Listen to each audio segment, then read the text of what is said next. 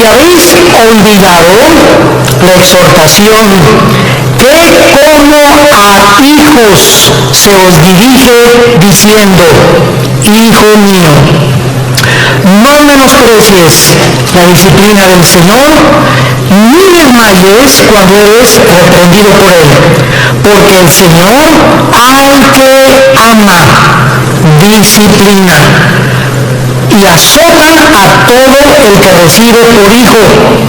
Si soportas la disciplina, Dios te trata como a hijos, porque ¿qué hijo es aquel a quien el Padre no disciplina? Pero si se os deja sin disciplina, de la cual todos han sido participantes, entonces sois bastardos y no hijos. Por otra parte, tuvimos a nuestros padres terrenales que nos disciplinaban y los venerábamos. ¿Por qué no obedeceremos mucho mejor al Padre de los Espíritus y viviremos? Y aquellos, ciertamente por pocos días, nos disciplinaban como a ellos les parecía. Pero para lo que nos es provechoso, para que participemos de su santidad. Es verdad que ninguna disciplina al presente parece ser causa de gozo, sino de tristeza, pero después da fruto apacible de justicia a los que en ella han sido ejercitados. Este es uno de los pasajes más ilustrativos de la Biblia, de la forma como Dios trata a todos nosotros, a todos los que nos llamamos cristianos por su gracia y su misericordia. Desgraciadamente, muchos cristianos creen equivocadamente que puedes seguir viviendo una vida cristiana de negligencia espiritual, sin preocuparte por discipularte, ni estudiar seriamente la Biblia, ni tener diario devocionales, ni tampoco una vida consistente de oración. Sin embargo, muchas de estas personas que tratan de vivir esta vida, estos cristianos, ignoran, por eso comienza diciendo que ya se les olvidó la exhortación que vas a ser disciplinado si no vives de acuerdo a la forma como Dios ha diseñado para que vivas. Pero vamos a ver en este estudio en qué consiste esta disciplina. ¿Cuáles son las bendiciones tan grandes, tan enormes, que los cristianos se están perdiendo por vivir esa clase de vida? Y podemos preguntarnos también, ¿estos cristianos tendrán consecuencias después de la muerte? Porque tendrán consecuencias en esta vida y hay consecuencias después de la muerte también. O sea, que todos vamos a llegar al cielo y todos vamos a ser recompensados de la misma manera. ¿Qué es lo que Dios usa como disciplina a los cristianos que le han querido abandonar? A los cristianos que le han dicho, Señor, en 3 meses nos vemos. Déjame irme de vacaciones y reventarme en las vacaciones, etcétera, etcétera, y después de la Navidad te vuelvo a ver, en enero tengo una cita contigo en la iglesia, Señor. El primer domingo comenzamos otra vez la vida cristiana. ¿Cuánto tiempo cree un cristiano, o cristiana desde luego, que puedes vivir sin que Dios haga algo para regresar otra vez a tener la comunión con Él? Vamos a ver todas estas respuestas en la Biblia y vamos a comenzar con la apostasía. La palabra apostasía, apistemi en el griego, significa salirse del camino, apartarse del camino o vulgarmente brincarse las trancas. O sea, la Biblia diseña a la iglesia como un corral donde Cristo es el pastor, nosotros las ovejas, y cuando una oveja se quiere saltar del corral, pues ¿qué pasa, verdad? Pues es que yo quiero encontrar otros pastos, engañada de que fuera del corral hay mejores pastos o mejor vida, lo cual es completamente mentira, porque fuera del corral están los lobos esperando comerse las ovejas. Dice el cuento que había una ovejita que le llamaban la rebelde de Tlalnepantla. Y esta ovejita se brincó una vez el corral y fue el pastor por ella y se la trajo cargando y se brincó 2 veces el corral y el pastor fue por ella. Y la tercera vez que esta ovejita de Tlalnepantla se brincó el corral, entonces el pastor fue y le rompió una pata a propósito y le dijo: prefiero que aquí en tu corral estés cojita y manchita a que te salgas y te vuelva a comer el lobo. Entonces muchas veces Dios tiene que recurrir, como lo vamos a ver, a disciplinas extremas, que son muy raras veces. Pero Dios prefiere 1000 veces, y Cristo lo dijo en Marcos con estas palabras: es mejor que entres al cielo cojo y ciego y manco a que entres entero y te vayas al infierno. Veamos pues entonces que dentro de la apostasía hay 2 clases de apóstatas, que es muy importante. La Biblia nos advierte claramente que mientras más nos acerquemos al final de la segunda venida de Jesucristo, aumentará la tendencia a abandonar los principios cristianos.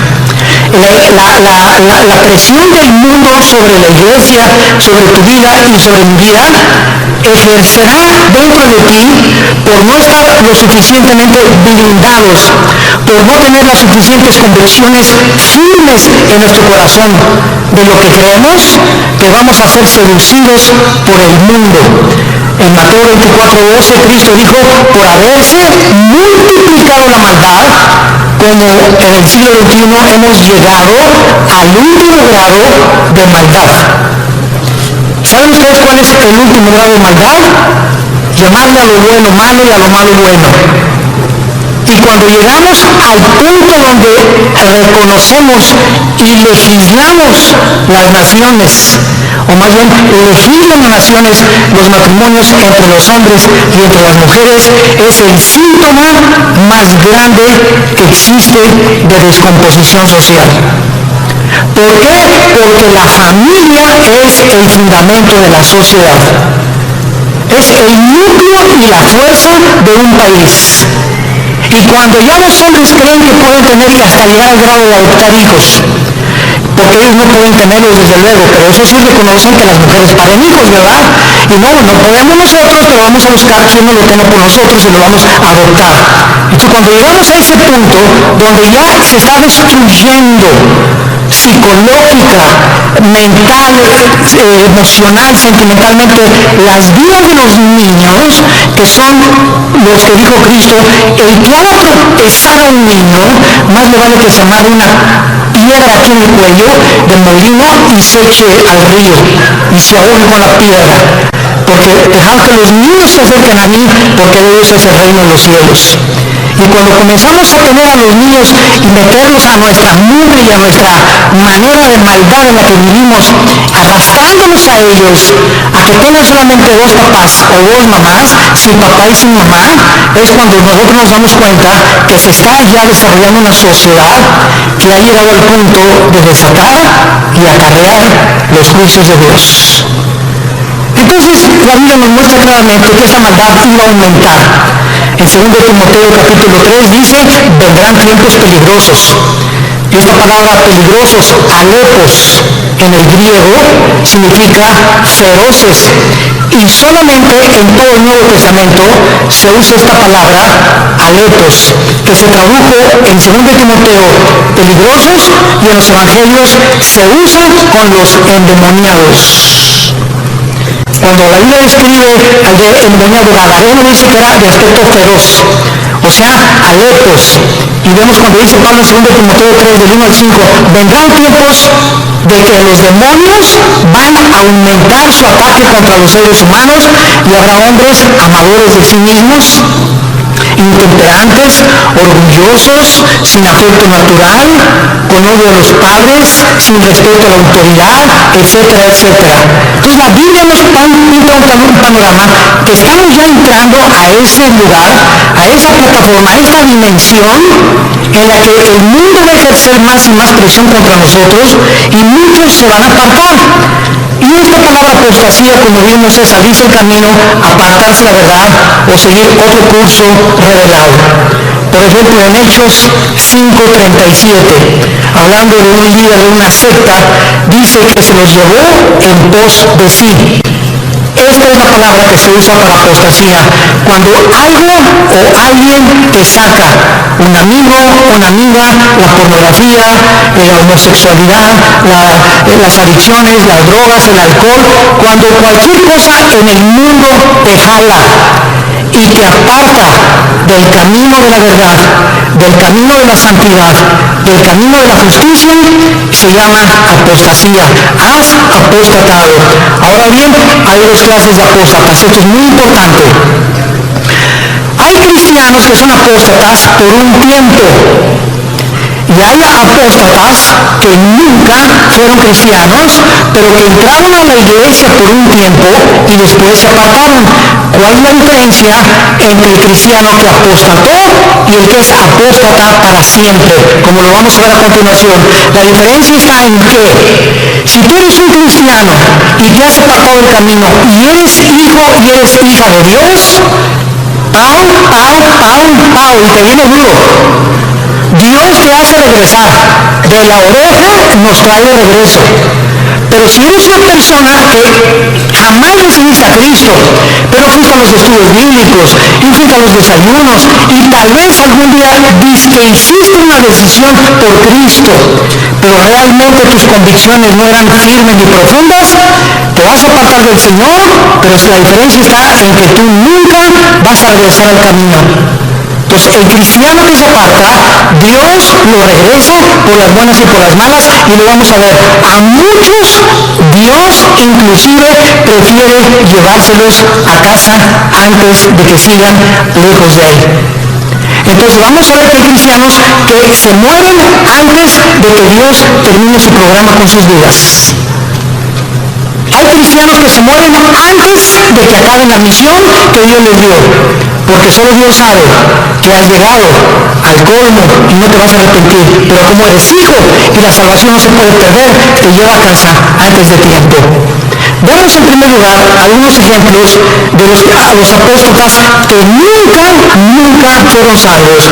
Juan capítulo 13, el clásico ejemplo de Judas. Es increíble que yo he escuchado varias veces a muchas personas predicar o enseñar que Judas perdió la salvación por el amor de Dios. O sea, que fue salvo, pero que perdió la salvación. Vamos a ver qué dice la Biblia. En Juan capítulo 13, versículos 10 y 11. Ya Cristo está a punto de entrar a la cruz y al huerto de Getsemaní. Y les dice, el que está lavado no necesita lavarse, sino lavarse los pies, pues está todo limpio. Eso le estaba hablando a todos los apóstoles que eran salvos, que eran cristianos, como todos nosotros. En el momento que recibes a Cristo, ¿quién nos lava? Dice la Biblia en Efesios 5 que es la palabra de la que nos lava y la sangre de Cristo, ¿verdad? Y ahora, ya siendo cristianos, Dios nos da la responsabilidad de nosotros seguirnos lavando. O sea, si cometemos un pecado, la sangre de Cristo, que es tan fresca como cuando nos salvó Dios, nos limpia todo pecado. Entonces, un cristiano tiene que estar continuamente metiéndose a la regadera, porque diario se nos pega la contaminación del mundo, lo que es en tu oficina, con tus amigos, en la escuela, en la universidad, chistes groseros, un programa grosero, desnudos en la televisión, desnudos en el cine, todo eso entra a nuestra alma y nos ensucia, nos contamina. Y esa suciedad la tenemos que estar sacando para mantener no la salvación, la comunión con Dios. Ustedes están lavados, pero no necesitan sino lavarse, ¿verdad?, los pies. Y vosotros limpios estáis, aunque no todos. O sea, había alguien ahí dentro del grupo de Cristo que no había sido nunca lavado. Ustedes sí están lavados y ahora nos vamos a meter ahí. O alguien entre ustedes que no está lavado, porque sabían a quién le iban a entregar. Por eso dijo, no están limpios todos. Judas nunca fue limpiado. de sus pecados. Jamás. Versículo 18. No hablo de todos vosotros. Yo sé a quienes he elegido, mas para que se cumpla la escritura, el que come pan conmigo levantó contra mí su calcañar. Capítulo 17 de San Juan. Nos brincamos al capítulo 17 y aquí ya Cristo lo aclara, tan transparente como la luz del sol. Dice Juan 17, versículo 12. Cuando estaba yo con ellos, o sea, Cristo está orando al Padre, está dirigiéndole estas palabras al Padre. Cuando estaba yo con ellos en el mundo, yo los guardaba en mi nombre. A los que me diste, yo los guardé. Y ninguno de ellos se perdió, sino el hijo de perdición, para que la escritura se cumpliese. O sea, nunca Judas estuvo bajo el cuidado de Cristo. Nunca, jamás. Los guardó de Satanás y los guardó del mal. Cuando vino Satanás a atacar a Pedro, ¿se acuerdan? Que le dijo Cristo: oye, Satanás ha pedido tu alma para zarandearte. Y Pedro, muy macho: no, yo no me voy hasta la muerte contigo. Espérame, Pedro, el gallo va a cantar 3 veces y tú me vas a negar. Entonces Pedro y Judas, los dos traicionaron a Cristo. Los dos le volvieron la cara a Cristo, porque Pedro negó a Cristo 3 veces. ¿Y cuál fue la diferencia? Que cuando Pedro lo negó, vean esto, cuando Pedro negó a Cristo, en ese momento Cristo se encontraba como a 10 metros de Pedro. Y cuando Cristo volvió a ver a Pedro, Cristo lo volvió a ver con los ojos moros. Ya había sido golpeado Cristo. Imagínense ustedes a Pedro, en el momento que canta el gallo, volver a Cristo, y Cristo con sus ojos moros, adolorido por los golpes que los soldados ya le habían dado, lo ve a Pedro diciéndole: ya ves, pero sabes una cosa, te sigo amando. ¿Y cuál fue la diferencia con Judas? Judas entregó a Cristo por 30 monedas de plata, y sin embargo, cuando tuvo las monedas de plata, nunca creyó que Jesús era el Mesías, porque si hubiera creído, se hubiera arrepentido y le hubiera pedido perdón. ¿Qué hizo Judas? Agarró las 30 monedas de plata y las tiró, y fue y se quitó la vida, se suicidó, se colgó de un árbol. Dice en Hechos capítulo 1 que se rompió la rama del árbol y cayó de las piedras y todo se estripó completamente. Murió ahorcado y con todo el vientre abierto, comido por los gusanos. Así acabó Judas. Judas nunca, jamás fue salvado. Y en el capítulo 18, dice el versículo 8 de Juan también: respondió Jesús: os he dicho que yo soy, pues si me buscáis a mí, dejad a ir estos, para que se cumpliese aquello que había dicho: de los que me diste, no perdí ninguno, más que, como dijo anteriormente, el hijo de perdición. Ahora, el apóstol Pedro, seguimos estudiando las personas que nunca fueran salvas. Segunda de Pedro, carta segunda de Pedro, capítulo 2. Aquí el apóstol Pedro claramente habla en el capítulo 2 y describe las características de todos los falsos profetas. De todos esos que pueden predicar y pueden ser hasta pastores, pueden ser predicadores, ¿verdad? Inclusive que no tienen la salvación y que jamás fueron salvos. Y dice en Pedro, versículo 21 y 22, describiendo ya todas sus características de estos falsos maestros y profetas que menciona en el versículo 1 y versículo 2, dice el versículo 21, 2 Pedro 2, 21 y 22, porque mejor les hubiera no haber conocido el camino a la justicia. O sea, hay personas que conocían que Jesús era el Cristo, que Jesús murió por sus pecados por ellos, y conocían que Cristo era la verdad y que la Biblia era la verdad. Mejor les hubiera sido no haberlo conocido, que después de haberlo conocido, volverse atrás del santo mandamiento que les fue dado. Escuchen, pero les ha acontecido lo de la verdadera proverbio, el perro vuelve a su vómito y la puerca lavada a revolcarse en el lodo o en el cielo. Aquí Pedro, de una forma ya inequívoca, describe que todas estas personas nunca fueron salvas. ¿Cómo lo dice Pedro? ¿Qué hace un perro cuando vomita? Se vuelve a comer lo que salió, ¿verdad?, de su estómago. ¿Por qué lo hace? ¿Por qué lo hace? Pues porque es perro. Si no fuera gato, los gatos no lo hacen, los leones no lo hacen. Ahora, ¿por qué un puerco agarra su puerquito y lo lavas y le pones Chanel y le pones un moño y todo, y lo sacas del lodo y lo envuelves y lo que tú quieras, y está y huele a Chanel número 5? Y a los 5 minutos el puerco se revuelve en el lodo otra vez. ¿Por qué no duró nada bañado y champuceado y perfumado? Porque es puerco. Ahora, para que el perro ya no regrese a su vómito, ¿qué se necesita? Cambiar su naturaleza, dejar de ser perro. Para que el puerco no regrese al lodo, necesita ser otro tipo de naturaleza, tener la naturaleza de otro animal, porque los puercos, esa es su naturaleza, el lodo, y los perros el vómito. Aquí está hablando Pedro, que estas personas, su naturaleza nunca fue cambiada, porque si hubiera sido cambiada, no regresarían a hacer lo que hicieron antes de conocer a Cristo. ¿Me van siguiendo? Esta es la gran diferencia de las personas que nunca fueron salvas. En 1 Juan 2:19, el apóstol Juan dice, 1 Juan 2:19, salieron de nosotros. Oye, don Pancho, pero si tú ibas a la iglesia ahí en el Sinapolo hace 15, 20 años, o estuvimos aquí en la iglesia, aquí los estudios conmigo, oye, tú estuviste en el LIT y tomaste todo el curso del LIT, compadre. Y ahora que estás divorciado, estás con otra señora, y ahorita ya has cometido adulterio, etcétera, etcétera, y te vas a te contesta tu compadre, sí, ¿y qué?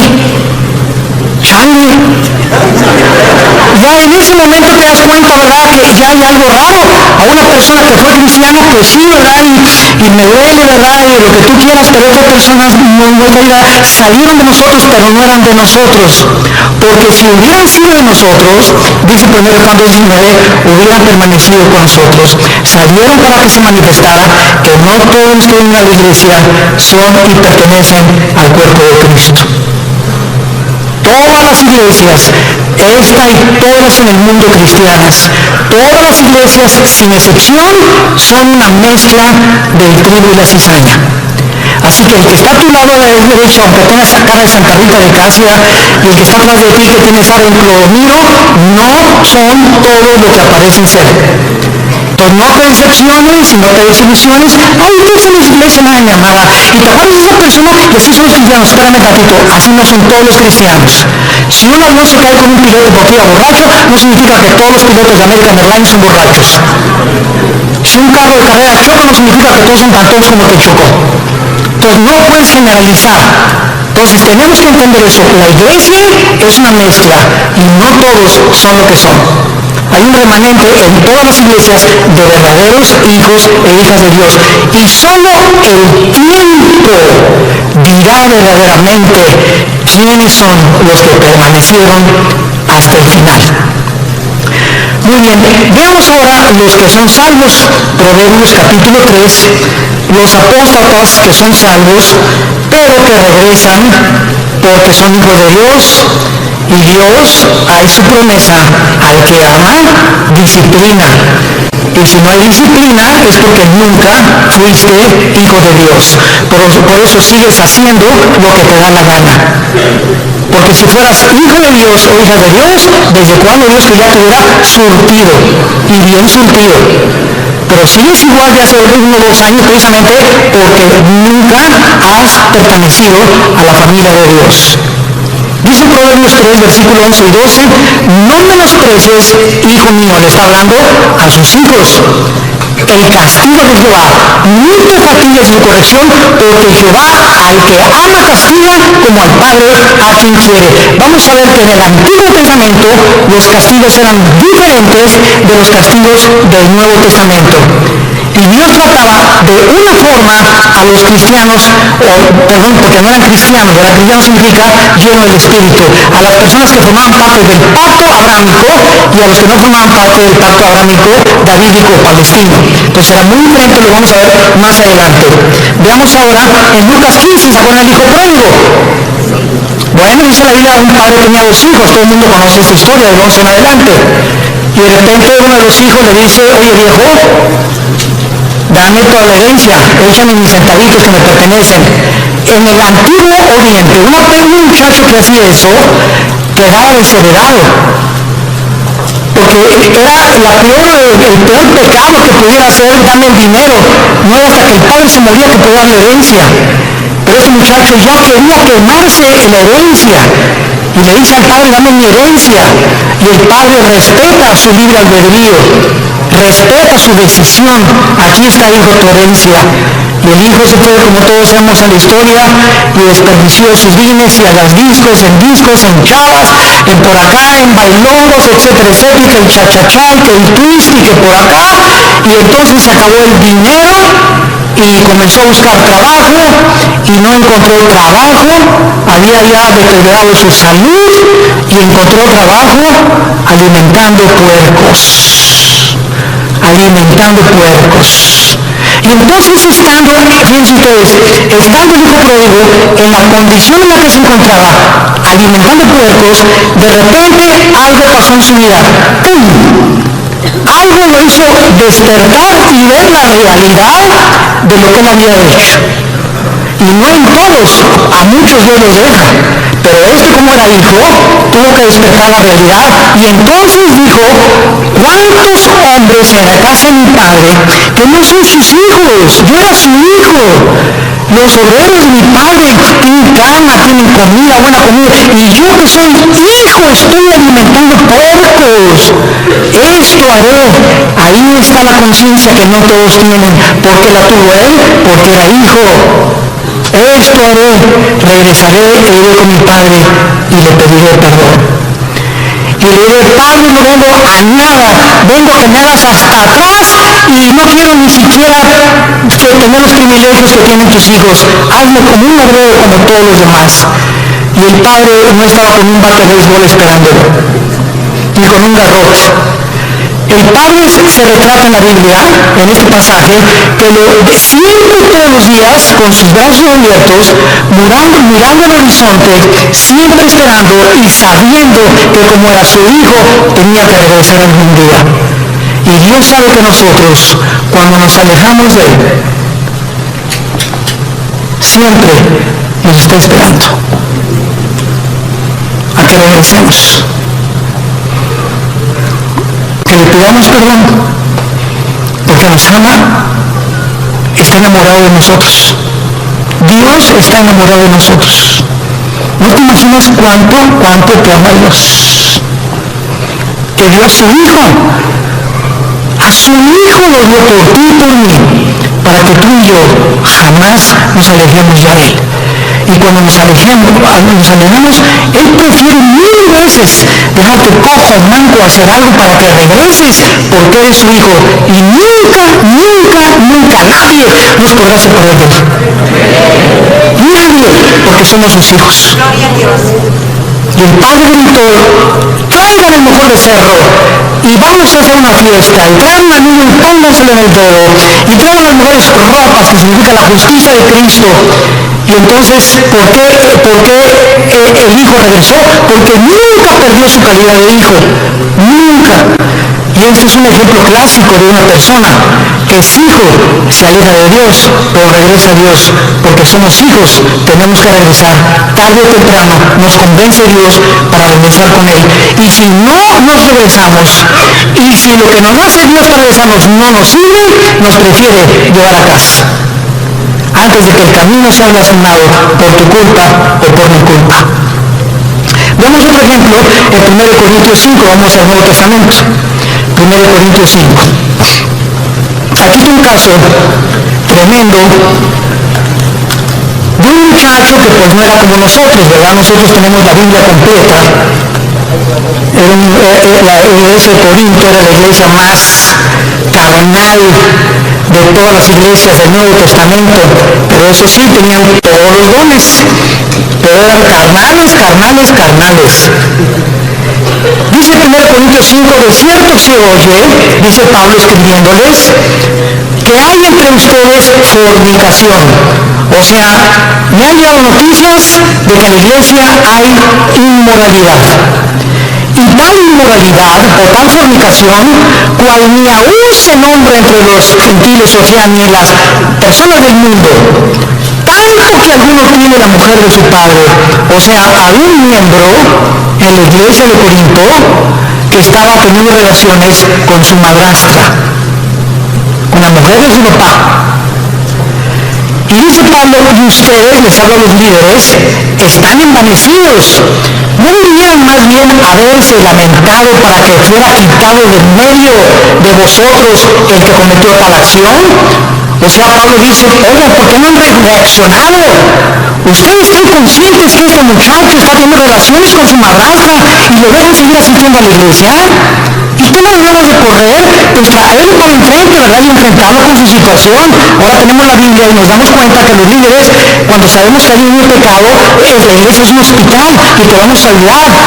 Pero cuando sabemos que alguien insiste y sabemos que alguien, por ejemplo, si una señora me dice, mi esposo tiene ya 6 meses que es adúltero, hermano, pastor, y ya hablamos nosotros con el esposo de los pastores, y le dijimos, mira, estás viendo el pecado, y sabemos que aquí en adulterio, la disciplina de Dios es decirle a esa persona, tú no puedes entrar a la iglesia, porque puedes entrar porque es un hospital si colaboras con el doctor para que te cure. Pero ¿qué te sirve al hospital? A que te pongan benditas y que te pongan curitas y saliendo del hospital te las arrancas y te las quitas.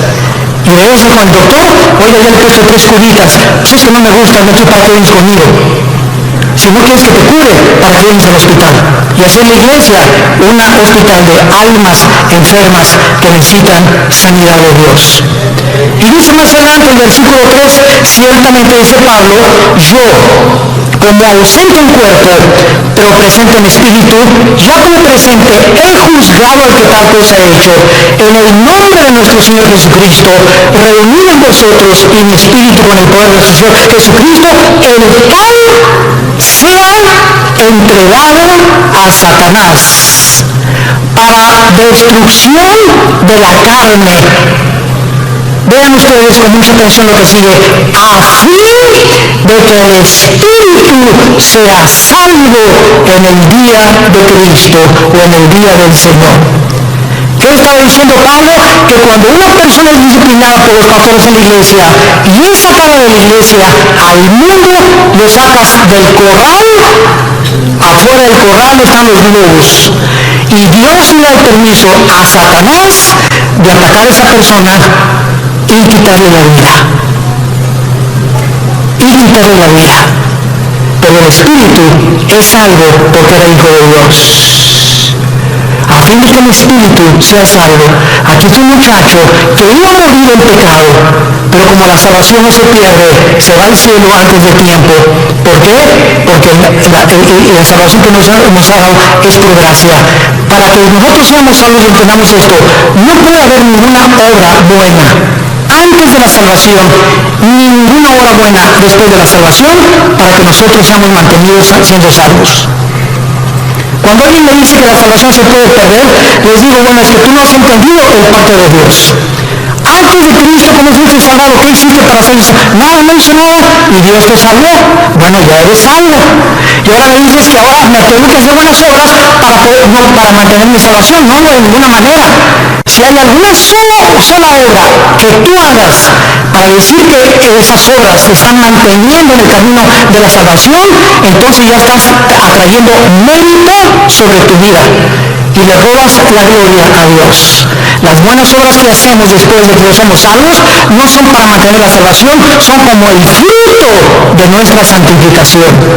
Efesios 2:10, porque para buenas obras hemos sido llamados, las cuales preparó Dios de antemano para que anduviéramos en ellas. Entonces, las buenas obras que yo hago después de Jesucristo implican y dan testimonio que soy hijo de Dios, pero no hago buenas obras ni me porto bien para decirme, Señor, ya pequé, ya tuve la salvación, ya perdí mi nacimiento, mañana nazco de nuevo, ¿verdad? O ya pequé, el Espíritu Santo ya me selló, pero ya se fue porque ya perdí la salvación. Pero el año que entra que regrese aquí, me vuelves a sellar, ¿verdad? Imagínense ustedes este estado tan absurdo espiritual de una persona. Entonces, si pierdes la salvación, ya no vuelves a ser nacido de nuevo, ya regresaste a la eternidad, otra vez al estado en que te encuentras. Puede un bebé que nazca regresar al vientre de su madre otra vez. Imagínate, no me gusta, yo afuera, mejor me regreso adentro. Y el bebé mete dentro de la panza de la mamá, ¿verdad? Y la matriz de la mamá. Es absurdo, es exactamente la salvación. Veamos otro ejemplo en Santiago capítulo 5, de personas que son cristianas, pero pecaron, pero están en peligro muy grave de ser disciplinados por Dios. Santiago 5, versículo 19 y 20. Hermanos, ¿a quién le está hablando? A hermanos, a cristianos. Si alguno entre vosotros, o sea, entre los hermanos, se ha extraviado, o sea, se ha salido del camino, o ha apostatado de la verdad, y alguno le hace volver, sepa que el que haga volver al pecador del error de su camino, salvará ¿de qué? De muerte un alma y cubrirá multitud de pecados. Esto es lo que vamos a entender en Juan 5, lo vamos a ver, esto es lo que se llama el pecado de muerte de un cristiano. Si tú ves que tu hermana o tu hermano anda por ahí afuera y nadie sabe más que es cristiano, pero tú vas, oye Jorge, ya no sigas así, hombre, ya no te la sigas tronando, ya no sigas acostándote con tu novia, Dios te va a disciplinar. Y si tú convences a esa persona que regresa al pecado, lo estás salvando, porque si ese que tú vas a exhortar sigue ese camino, Dios no tarda en llevárselo a casa antes de tiempo, o que le venga algo serio en su vida para que lo haga recapacitar y regresar a Dios, o llevárselo a casa antes de tiempo. Si tú ves a alguno entre los hermanos que tiene una vida licenciosa y que se dice cristiano, y tú logras convencerlo y orar con él, o comenzar a orar por él y traerlo al camino otra vez, lo estás salvando de que Dios lo lleve antes de tiempo a su casa. Ahora veamos otro ejemplo también de estas personas en 1 Juan capítulo 5. Antes del Apocalipsis está 1 Juan y dice así.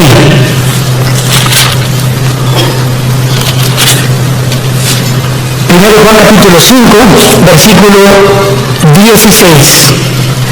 Si alguno viere a quién, a su hermano, otra vez a un cristiano, si alguno viere a su hermano cometer pecado que no sea de muerte, pedirá a Dios y le dará vida. Esto es, para los que cometen pecado que no sea de muerte. Hay pecado de muerte por el cual yo pido que no se pida, o por el cual yo digo que no se pida. Veamos la diferencia. Hay cristianos que solo no saben que aunque tú vayas y los exhortes, no van a regresar a Dios, pero son cristianos. Están tan endurecidos y tan aferrados al adulterio o a esto o a la fornicación o a aquello, que solo Dios sabe que, porque solamente Dios conoce el corazón, que no van a regresar. Y entonces hay muchas personas que Dios sabe que no van a regresar y ya no les pone a los demás hermanos orar por él. Así que mientras tú tengas ganas de orar por alguien, significa que ese pecado no es de muerte todavía. Pero cuando ya no sientes orar por nadie o por esas personas que andan en pecado y tú ya tienes unos meses que no oras por ellos, es porque el Espíritu Santo ya no te los ha puesto, porque ya no tarda Dios en llevárselos a casa. Esas son las personas que son salvas, pero que han cometido el pecado de muerte. Ahora veamos algunas causas espirituales por las cuales los cristianos se apartan de Dios. He apartado 4 principales razones. La primera es la persecución. Juan capítulo 15, 18 al 19. Si el mundo nos aborrece, sepan, nos está hablando los hijos de Dios, que el mundo me aborreció a mí. Si tú eres cristiano y regresas a tu casa y ya con el pastor, ¡ay, pastor! Pues desde que me convertí, ya mis padres no me quieren, y en la escuela se hacen burla de mí, bla, bla, bla, etcétera, etcétera. Pues, ¿qué creías entonces? Dios nos llamó no solamente a creer en Él, sino a padecer por Él también. Ahora, ¿no quieres que te persigan? ¿No quieres ser diferente a los demás? ¿No quieres que nadie te calumnie ni que nadie haga chisme contra tu vida? No hay ningún problema. Únete al grupo de ellos y no seas diferente. Pero si eres diferente, te van a perseguir y te van a calumniar y van a inventar cosas contra nosotros, porque el mundo odia a Cristo y nos odia a nosotros, que somos sus representantes. Y esta persecución hace la que mucha gente, no, pues yo prefiero mejor no. Y contestas, ¿es cierto que tú eres cristiano y que andas con los aleluyos? No, mira, bueno, soy cristiano pero no soy exagerado, no estoy así de un extremo. Estoy conociendo a Cristo y comienzas a poner pretextos y a avergonzarte y decirles, sí, ¿y qué? ¿Te gustó? No les gustó, qué bueno, me da mucho gusto. Me da tristeza como ustedes viven. He encontrado a mi Salvador. ¿Por qué nos salimos a avergonzar de aquel que en la cruz dio su vida desnudo por nosotros? Él nos avergonzó por nosotros. Y tú te avergüenzas de él porque tu familia te persigue, porque eres diferente a tu familia. Entonces, esta persecución hace que muchos se alejen del Señor. Número 2, la negligencia de la palabra de Dios. Hebreos capítulo 2. Ya la Biblia no la lees desde hace 2-3 semanas. Ya la lees allá nomás el domingo. Ya no tienes un devocional diario con el Señor. Y dice Hebreos 2. Por tanto, es necesario que con más diligencia atendamos las cosas que hemos oído. No sea que nos deslicemos. Porque si la palabra dicha por medio de los ángeles fue firme y toda transgresión y desobediencia recibió justa retribución, ¿cómo escaparemos nosotros si descuidamos una salvación tan grande, la cual, habiendo sido anunciada primeramente por el Señor, no fue confirmada por los que lo oyeron? Esta frase, ¿cómo escaparemos nosotros si descuidamos la salvación? Muchos la han atribuido a que sí se pierde la salvación. Nos está hablando Dios, ¿cómo escaparemos de su disciplina? Lee también Hebreos 12. Al que ama Dios disciplina, y si no hay disciplina no eres hijo, eres bastardo. Entonces, ¿cómo escaparemos? ¿Cómo crees que te vas a escapar de Dios habiendo sido cristiano ya? Si tú descuidas tu vida devocional con Dios. Número 3, la amargura. Hebreos 12:15. La amargura es otra causa de alejarse de Dios. Mirad bien, Hebreos 12:15, que ninguno de ustedes deje de alcanzar la gracia de Dios. ¡Qué tremendo! Dejar de alcanzar la gracia de Dios. ¿Cómo? Que brotando alguna raíz de amargura te estorbe y por ella contamines a muchos. Esto está tremendo, Hermano en Cristo, hermana en Cristo, tú y yo no podemos darnos el lujo de odiar a nadie. Hayan hecho lo que nos hayan hecho. No podemos darnos el lujo de tener rencor contra nadie. Hayan hecho lo que te hayan hecho, que te violaron, que te robaron, que te golpearon, que tus papás, lo que hayas atravesado en la vida, perdónalo.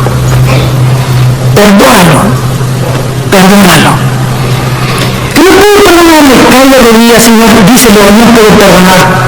Gracias, hija, porque eres honesta. Padre, si tú no me das el poder de perdonar a Pancho, o a Lucrecia, o a Carlita, etcétera, etcétera, o al perro que me mordió, no tengo la capacidad de perdonar. Pero si tú eres cristiano y estás en tu corazón en este momento que me escuchas, tienes algo contra alguien que te ha lastimado en el pasado, ten mucho cuidado, porque el rencor se vuelve en amargura. Y cuando un cristiano está amargado, cierra el cielo. Cierra el cielo. ¿Qué es la gracia, no es la gracia santificante, no es la gracia salvífica, está hablando de la gracia santificante. ¿Qué es la gracia? Diario cristiano necesita poder de Dios, diario necesita el poder de Dios al venir a su palabra para tener el poder de vivir para Él. Porque separado de Él yo no puedo hacer nada. Entonces la amargura me bloquea la gracia de Dios y me quedo sin poder. Me quedo en mi propio poder, en mi propia carne. Porque algo está bloqueando que Dios me ayude y me saque del pozo de la desesperación, de la red en que he caído, de la trampa que te pusieron. ¿Qué cosa es la amargura? Es el más grande veneno en la vida de un cristiano. Y número 4, el amor al dinero. Primera de Timoteo 6, versículo 10.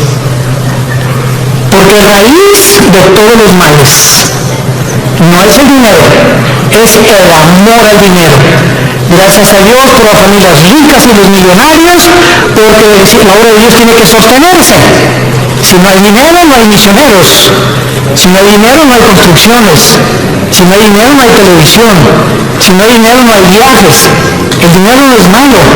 El malo es amar lo que tú tienes. Cuando tú amas más lo que tú tienes que la obra de Dios, te va a hacer que te alejes de Dios. Dijo Cristo en Marcos, hablando de la parábola del sembrador, pero muchos, el afán del mundo y de las riquezas, entran y ahogan la palabra y nunca das fruto. Estas son las razones por las cuales tú puedes alejarte de Dios. Ahora veamos rápidamente en 2 Samuel 7 las consecuencias que sufrieron en el Antiguo Testamento los que eran y pertenecían al pueblo de Dios, o sea, los que tenían garantizado ya la salvación, de forma diferente a la de nosotros, porque no tenían el bautismo del Espíritu Santo de la forma que eran de Dios. 2 Samuel capítulo 7, veamos la disciplina de Salomón. La Biblia menciona 3 consecuencias principales del pecado en un cristiano. Número 1, la disciplina. 2, la muerte, que ya lo vimos. Y 3, la pérdida de recompensas en la otra vida. En otras palabras, si tú te mueres siendo cristiano en pecado, o en un pecado, porque pues quién se va a morir sin pecado, ¿verdad? El único sin pecado ha sido Jesucristo. Si yo me muero, estás ahí en el hospital y ya te da el síntoma y una enfermedad guapa y le haces, ¿qué tal la enfermedita? Ya le echaste ojitos, ¿verdad? Y ¡pum! Te mueres, te llevaste ese pensamiento al otro lado, ¿verdad? O sea, no moriste santito, sin haber roto un plato. O haz de cuenta que te vas a hacer el hospital ahorita pasando la carretera y chocas en la carretera y la manera que peleaste con tu esposa, te moriste en pecado, ¿no es cierto? Y vas a perder la salvación, no lo vamos a perder, pero en la otra vida perdemos las recompensas. Que no se imaginan qué grandes recompensas hay, porque no todos los cristianos en la otra vida vamos a gobernar con Cristo, solo los vencedores. Y lo vamos a ver más adelante, para terminar. En 2 Samuel 7, 14 y 15, se le está dando las instrucciones a David y le dice, yo le seré el padre y él me será mi hijo. Si hiciere mal, o sea, si se aparta de mí, le castigaré con vara de hombres y con azotes de hijos de hombres, pero mi misericordia no se apartará de él, como la aparté de Saúl, al cual quité delante de ti. ¿Cuál fue la diferencia entre la descendencia de David y el rey Saúl? ¿Cuál fue la diferencia entre Pedro y entre Judas? En que aunque nosotros nos portemos mal y aunque nosotros intentemos alejarnos de Dios, si somos hijos e hijas de Dios, su misericordia es más alta que los cielos. Y Dios va a hacer algo para que regreses y para que yo regrese a la comunión con Él.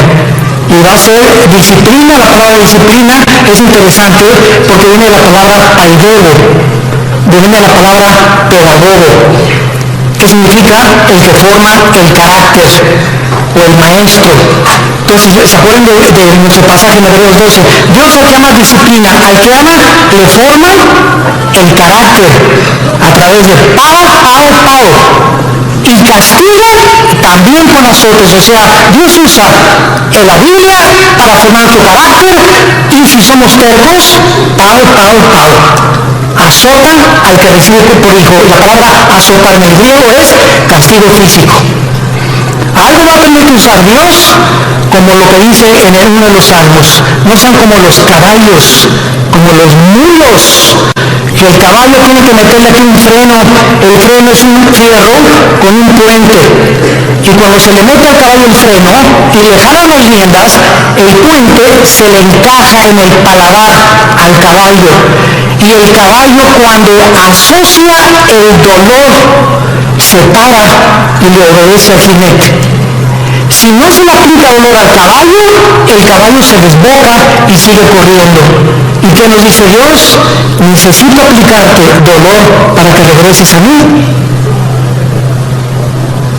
¿Quieres que te trate como a los caballos? ¿Como a los animales? Tú dime. Pero ¿sabes una cosa? Nunca quitaré mis ojos de ti. Te haré entender, por las buenas y por las malas, el camino que debes andar. Sobre ti pondré mis ojos. Salmo 32. Y vemos finalmente en la vida de David en 2 de Samuel, capítulo 12. ¿Qué fue lo que pasó con Samuel? Cuando Samuel, ¿se acuerdan ustedes lo que hizo David? ¿Qué hizo David? ¿Perdón? Pecó. Mató a un soldado para quedarse con su esposa, el angelito. O sea, David era culpable de crimen y David era culpable de adulterio. Y se le llama, Dios mío santo, Jesús, María, José y bonito que los acompaña. Se le llama el varón conforme al corazón de Dios. ¿Cuántas veces en mi mente dieron tantas vueltas? Si el varón conforme a tu corazón, pasó mucho, dije yo. Dios mío santo, pues entonces yo soy el santo de los santos. Y entonces, cuando creces en Cristo, comienzas a entender lo siguiente, ¿verdad? Él fue culpable de crimen y de adulterio. Pero viene Cristo en Mateo 5 y dice lo siguiente: cualquiera de ustedes que ve a una mujer, no necesitas acostarte con ella. Si tú deseas en tus ojos y en tu corazón a una mujer acostarte con ella, aunque no lo hagas físicamente, tú eres ante los ojos de Dios adúltero. Ahora, nadie aquí puede decir que nunca ha visto a una mujer para desear estar con ella. No me digas porque ni San Jacobo lo pudo hacer. No seas mustio. Todos en alguna época de nuestra vida le hemos fallado a Dios. Y el que no le ha fallado a Dios, que levante la mano. Porque te llamaría el querubín de Tlalnepantla.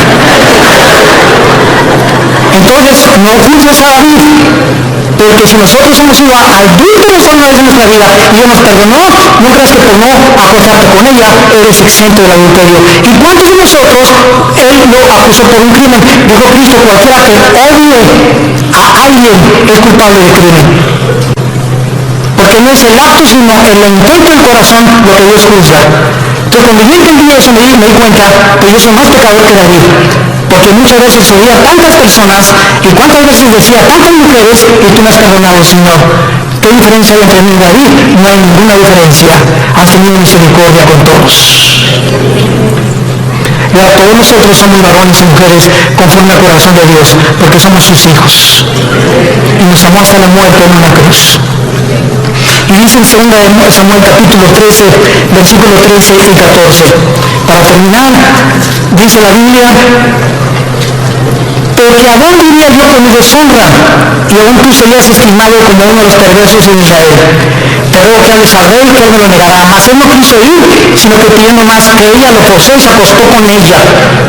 Luego la aborreció a Amón con un gran aborrecimiento. Vemos nosotros aquí, cuando dice remover la misericordia, se refiere al pasaje donde el rey Saúl fue advertido que si obedecía a Cristo, él permanecería firme en su reino. Pero en cuanto le desobedeciera, perdería la misericordia de Dios, porque nunca fue hijo de Dios. Santos de Dios, tenemos nosotros ahora delante de nuestras vidas un panorama tremendo. Vale la pena permanecer en Cristo. Vale la pena ya tomar en serio a Dios y decido tener devocionales con él diario porque separado de ti no lo voy a hacer, sino limpiar mi vida, amar a mi esposa, amar a mi esposo, darles un buen ejemplo a nuestros hijos, vivir una vida sexual limpia, pura y santa delante de Dios, que tiene grandísimas recompensas para tu matrimonio futuro, para tus hijos y para la eternidad. Y acabamos con Apocalipsis capítulo 20, donde comprobamos las recompensas finales de que no todos los cristianos, aunque dicen, aunque de panzazo me voy al cielo, con 6 de calificación, con eso me conformo.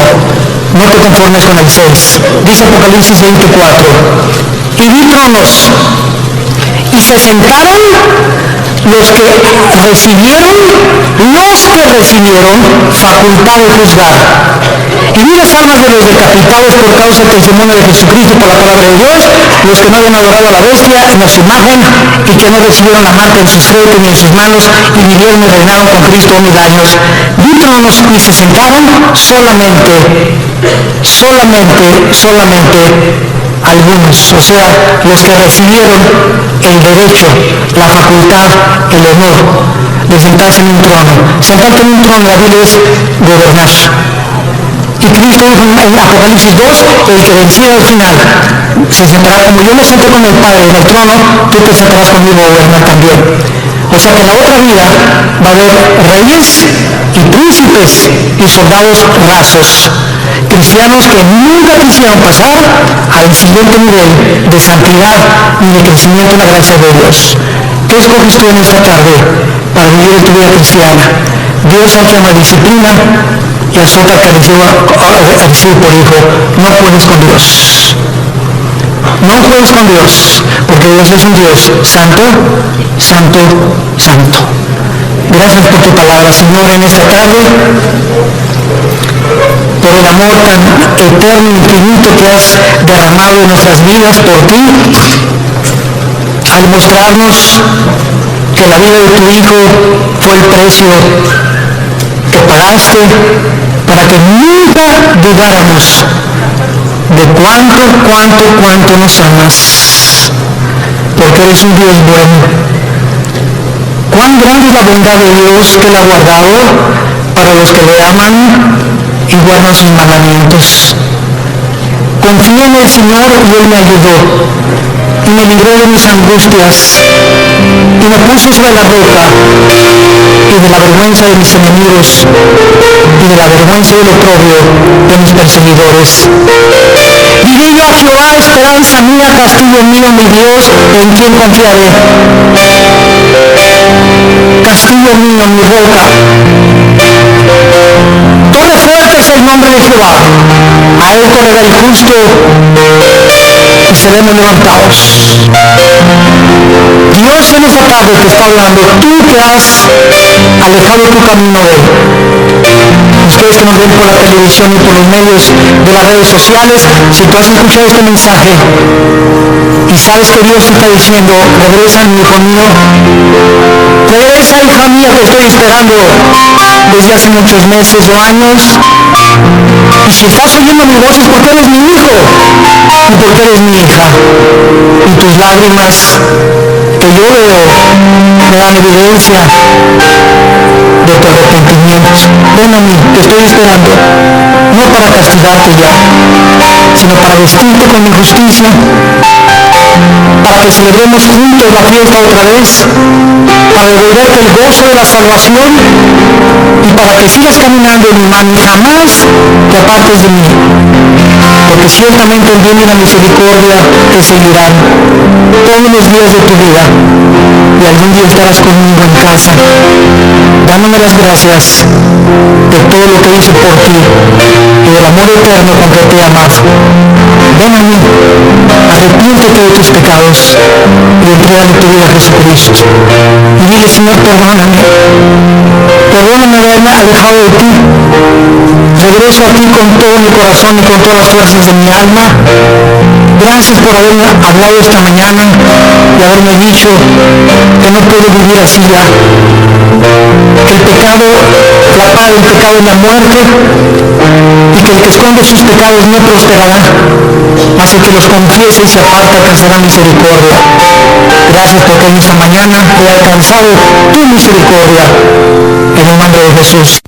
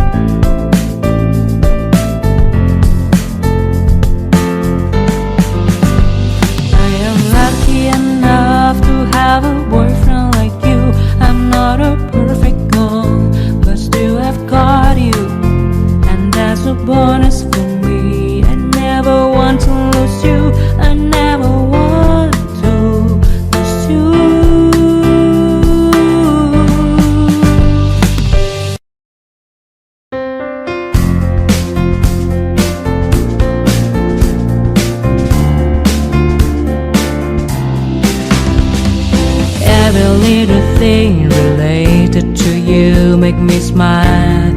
I know you are doing hard work to make things possible. I want to let you know that I am with you, and I will be forever. Every little thing related to you make me smile. I know you are doing hard work to make things possible. I want to let you know that I am with you, and I will be forever. When you talk, I want to listen to you for hours. When you are there beside me, I feel like looking at you all the time. My love for you will never really change. Just want to tell you that you mean a lot to me.